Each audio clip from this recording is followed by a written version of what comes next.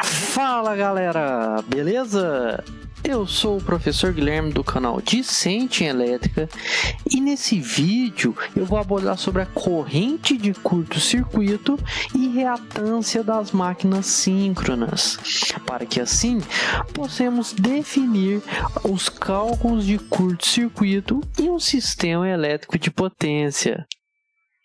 Mas antes de iniciarmos, já deixe o seu like e se inscreva no canal. Vamos lá?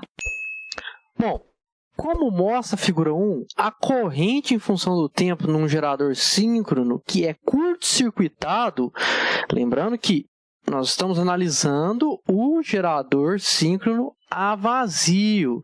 Nós podemos definir, com o auxílio dessa figura, certos termos. Esses termos que são valiosos para o cálculo de curto-circuito em um sistema de potência. As reatâncias que vamos estudar são exatamente a reatância de eixo direto.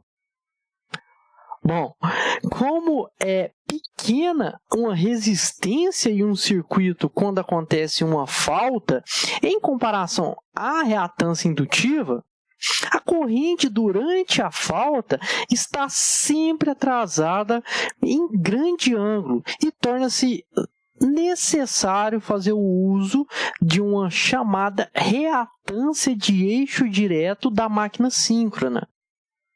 Que essa reatância é muito estudada em disciplinas de máquinas síncronas ou dinâmica de sistemas elétricos. No estudo a seguir, deve ser lembrado que a corrente mostrada no oscilograma dessa figura é aquela que circula no alternador quando ele está funcionando a vazio. E aí acontece uma falta em seus terminais. Então, nós temos esse comportamento da corrente em uma máquina síncrona nessas situações. Muito bem. Na figura 1, a distância de 0 a A, nós temos o valor máximo da corrente de curto-circuito permanente. Exatamente desse ponto. Então, esse valor de corrente, quando ele é dividido por raiz quadrada de 2, nós vamos obter o valor da corrente eficaz de curto-circuito em regime permanente.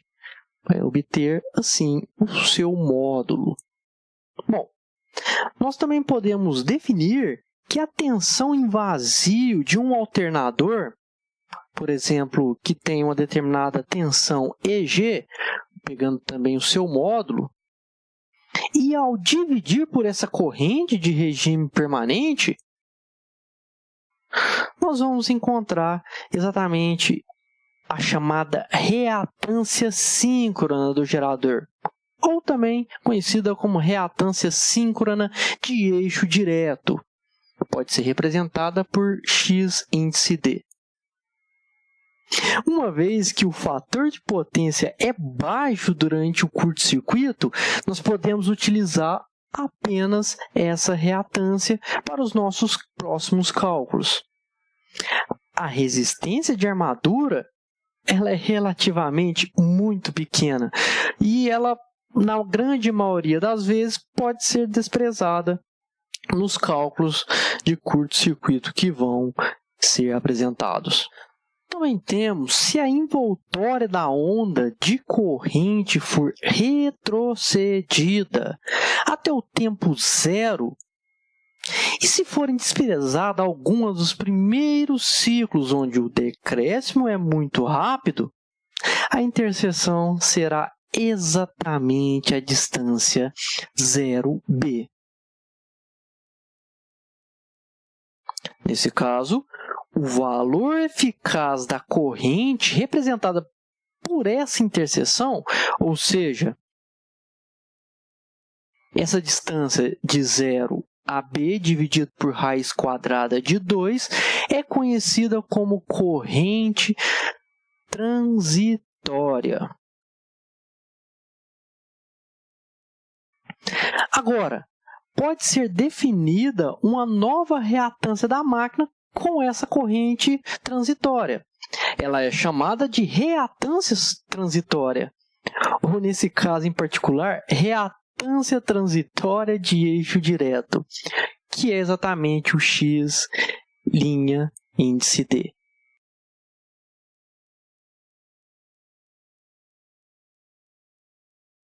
Nessa condição, também é feita para alternadores operando em vazio antes da ocorrência de uma falta.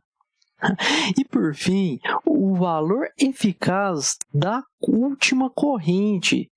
Podemos calcular pegando o valor da distância de 0 até C, essa interseção da corrente no ponto C, e calcular, assim, a corrente chamada corrente subtransitória. Podemos calculá-la o seu módulo, pegando a distância de 0 até C, dividido por raiz quadrada de 2. Muito bem. Nessa figura 1, a corrente subtransitória é calculada dessa forma, conforme eu mostrei. Mas essa corrente subtransitória, ela é muitas das vezes chamada de corrente eficaz simétrica inicial, que é uma denominação mais adequada, porque contém a ideia de desprezar a componente CC, aquela mesma componente CC estudada anteriormente em circuitos, e tomar o valor apenas eficaz da componente de corrente alternada, da componente CA, imediatamente após da ocorrência da falta, ou seja, no instante 0 mais. Portanto, a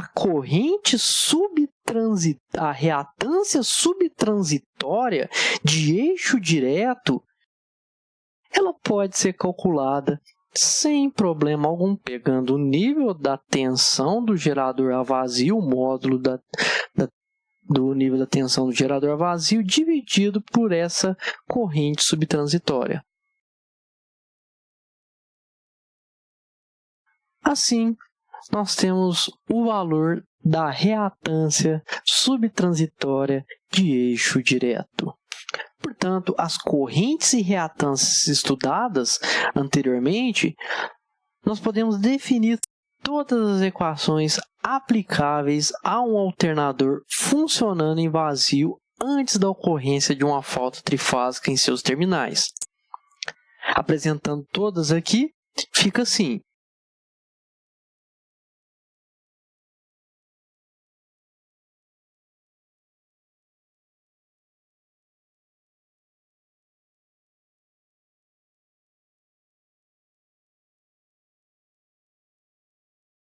Onde podemos definir como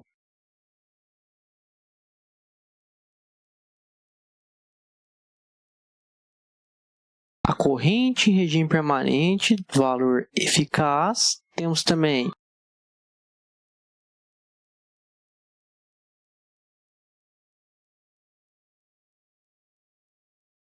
a corrente transitória, seu valor eficaz, excluindo a componente CC.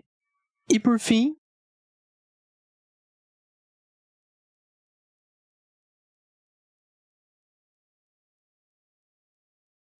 a corrente subtransitória, o seu valor eficaz, excluindo a componente CC. E também podemos definir as reatâncias.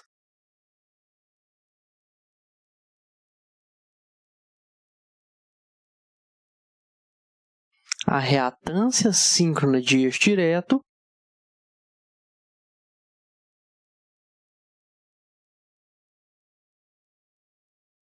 a reatância transitória de eixo direto e, por fim,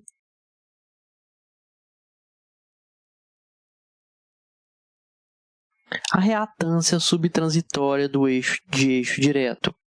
E não podemos deixar escrito a tensão eficaz terminal do gerador a vazio que foi utilizado para os cálculos.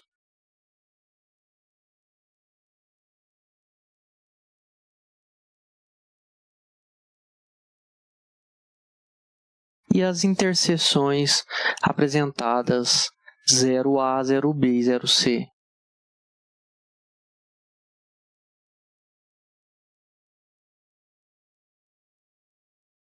Bom, a corrente subtransitória ela é muito maior do que a corrente em regime permanente I. Isso porque há uma diminuição do fluxo lá no entreferro da máquina geradora, que é causada pela própria corrente de armadura. Como é visto isso em estudos das disciplinas de máquinas elétricas ou disciplinas de dinâmica de sistemas elétricos.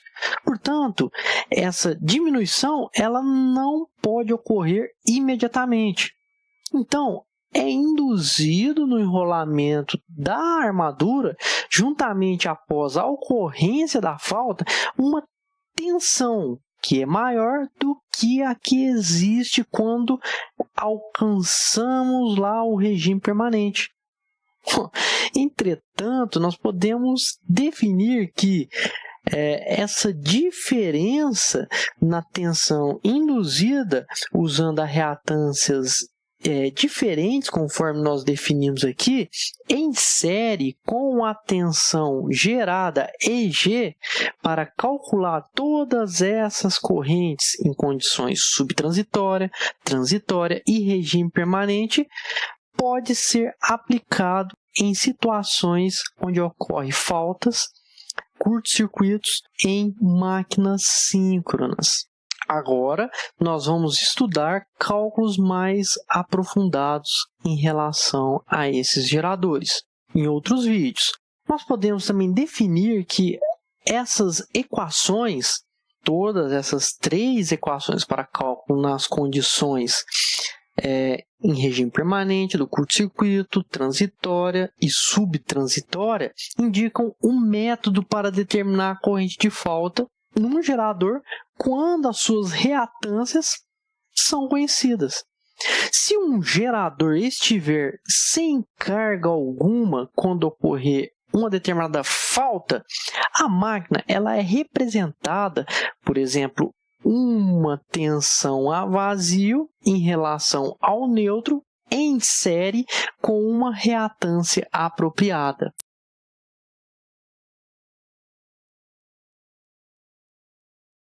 E por fim, a resistência é levada em conta se for desejado uma maior precisão.